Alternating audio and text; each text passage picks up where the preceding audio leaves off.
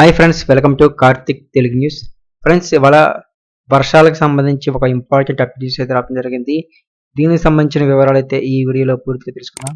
Friends, దయచేసి ఈ వీడియోని ఎక్కడ స్కిప్ చేయకుండా చివరి వరకు చూడండి.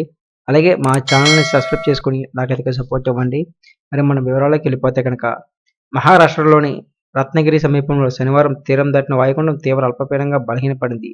ఇది మహారాష్ట్ర, కర్ణాటక పరిసరాల్లో కొనసాగుతుంది. క్రమంగా తూర్పు దిశగా పయనించి సోమవారం నాటికి మరింత బలహీనపడుతుందని ఐఎండీ అంచనా వేస్తుంది. ఇక అరేబియా సముద్రం నుంచి మహారాష్ట్ర, తెలంగాణ, ఛత్తీస్గఢ్ మీదుగా ఒడిశా వరకు ఉపరితల ద్రోణి కొనసాగుతుంది. ఇక మంగళవారం బంగాళాఖాతంలో అల్పపీడనంగా ఏర్పడనుంది. వీటి ప్రభావంతో రాబోయే 4 రోజుల్లో అంటే ఈ నెల 29 వరకు కోస్తా ఆంధ్ర, రాయలసీమ, తెలంగాణలోని కొన్ని ప్రాంతాల్లో భారీ వర్షాలకు అవకాశం ఉందని చెప్పి ఐఎండీ తెలిపింది. ఇక ఉరుములతో కూడిన గాలులు గరిష్టంగా గంటకు 70 కిలోమీటర్ల వేగంతో వీస్తాయని కూడా అంచనా వేస్తుంది.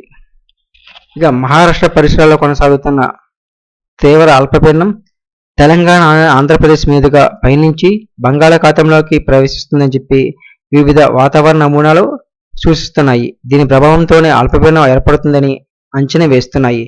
ఇక మరోవైపు బంగాళాఖాతంలో సోమవారమే అల్పపీడనం ఏర్పడుతుందని, మంగళవారం నాటికి వాయుగుండంగా బలహీనపడుతుందని national centre for environmental prediction కి చెందిన మోడల్ సూచిస్తుంది. ఇది తీవ్ర వాయుగుండంగా బలపడి గురువారం నాటికి బంగ్లాదేశ్ సమీపంలో తీరం దాటుతుందని అంచనా వేస్తున్నారు. సో ఫ్రెండ్స్, ఇది update news. Thank you for watching this video.